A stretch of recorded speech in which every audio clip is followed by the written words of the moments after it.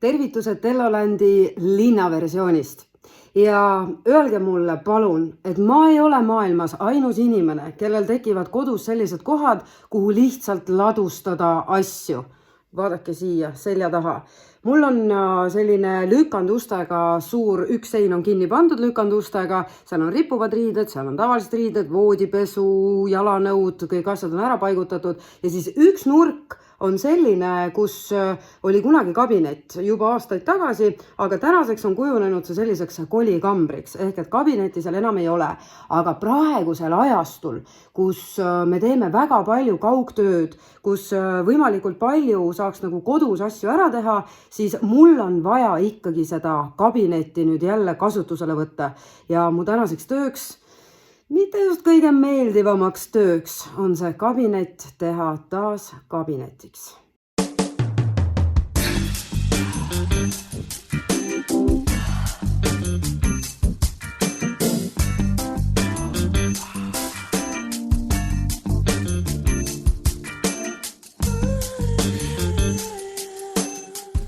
Kilode viisi raamatuid, CD-plaate, mis on umbes 90-ndatel kõrvetatud, DVD-filme, kaelapaelad üritustelt, kus ma siis kunagi kuidagi moodi tegev olen olnud. See on selline omamoodi tore mälestus, need peaks küll alles hoidma.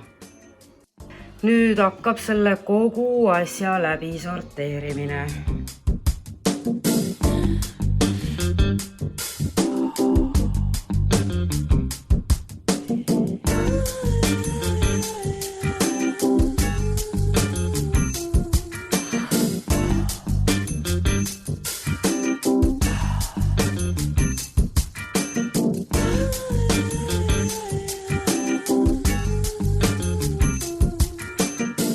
Vaata, mida kõike ühed kapid endas peita ei või.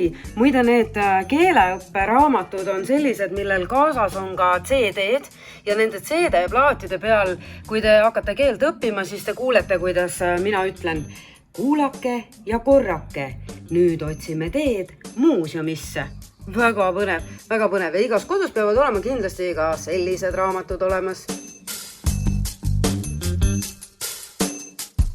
3 tundi vihmasel sügispäeval ja ükski viirus meie perest küll töövõimet ära ei võta.